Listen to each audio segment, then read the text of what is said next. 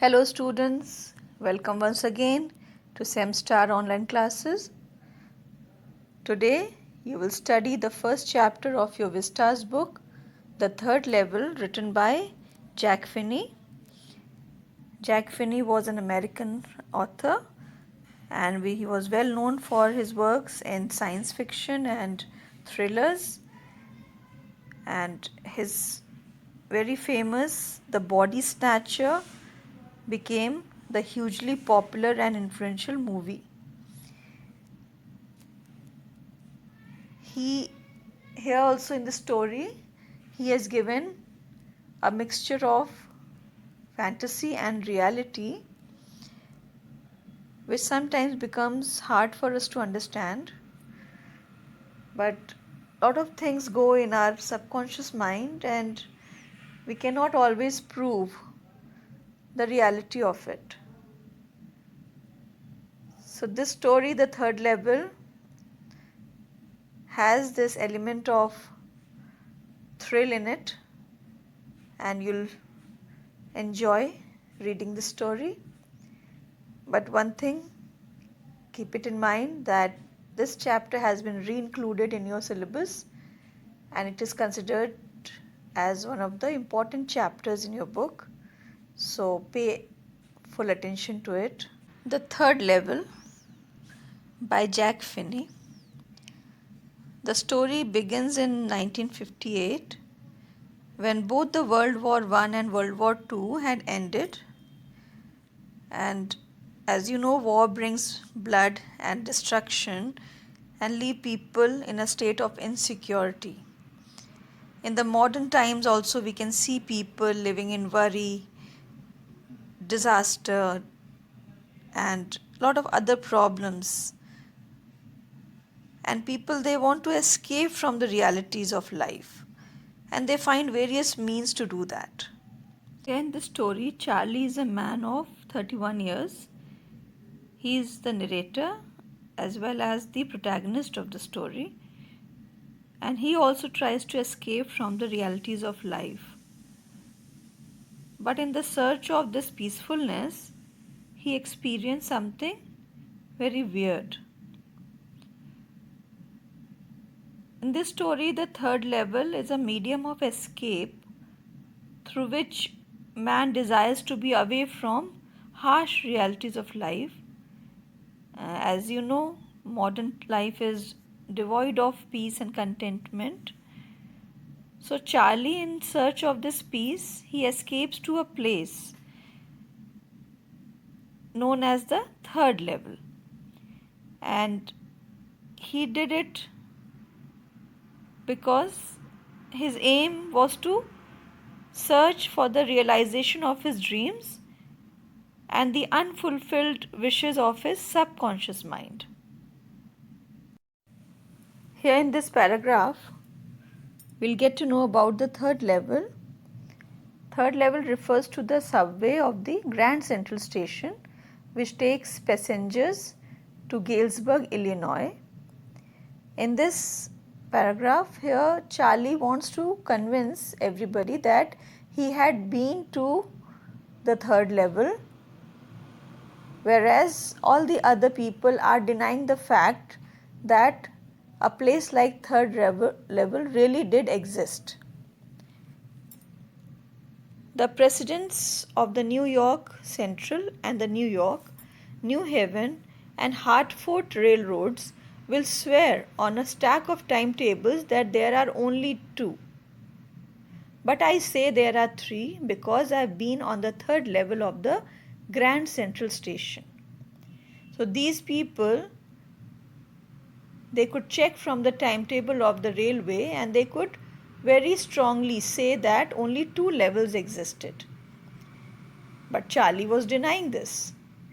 Yes, I have taken the obvious step. I talked to a psychiatrist friend of mine, among others. I told him about the third level at Grand Central Station, and he said it was a waking dream wish fulfillment. He wanted to get it confirmed, so he reached his friend who was a psychiatrist, and discussed about his problem. But his friend answered that it was a waking dream wish fulfillment, means he was dreaming while awake. It was a kind of hallucination of Charlie. He said, I was unhappy. That made my wife kind of mad. But he explained that he meant the modern world is full of insecurity, fear, war, worry, and all the rest of it, and that I just want to escape. So, the reason which his friend had given was that Charlie had been suffering from lot of tensions and worries, and maybe he was not happy with his wife, or in a general way lot of people in the world are in worry and stress. So it was just a medium to escape, and so he thought of imagining a place like the third level. Well, who doesn't? Everybody I know wants to escape, but they don't wander down into any third level at Grand Central Station. Charlie also could not be convinced, because everybody in the world are in some way or the other stressed out, but not all of them enter the third level. But that's the reason, he said, and my friends all agreed. Everything points to it, they claimed. My stamp collecting, for example, that's a temporary refuge from reality. Well, maybe, but my grandfather didn't need any refuge from reality. Things were pretty nice and peaceful.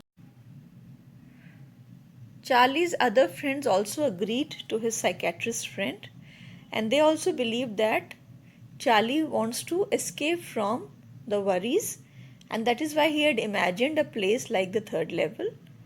And they also referred that he had a hobby of collecting stamps, which is also a kind of refuge from reality, a temporary refuge from reality, which means that people do such type of things to get themselves involved, and they should not be into some worry or stress.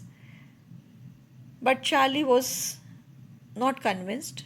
He could not agree to their point, because Charlie's grandfather also had this habit of collecting stamps, and he lived a very peaceful and happy life. Things were pretty nice and peaceful in his day, from all I hear, and he started my collection. It's a nice collection too, blocks of 4 of practically every US issue, first day covers, and so on. President Roosevelt collected stamps too, you know. Charlie's grandfather had a huge collection of US stamps, and also the first day covers. What is a first day cover? It is a letter with the new stamps on it and posted on the day when the stamp was first issued. Even President Roosevelt also had this hobby. So it did not mean that everybody would experience what Charlie had experienced. Anyway, here's what happened at Grand Central. One night last summer, I worked late. At the office, I was in a hurry to get uptown to my apartment, so I decided to take the subway from Grand Central because it's faster than the bus. Charlie explains how the whole incident started. It was a summer night and he worked late at the office, so he was in a hurry to go to his apartment, and he decided to take the underground tunnel from the Grand Central because he thought it would be quicker than going by bus. Now I don't know why this should have happened to me. I'm just an ordinary guy named Charlie, 31 years old, and I was wearing a tan gabardine suit and a straw hat with a fancy band. Why Charlie explained about himself?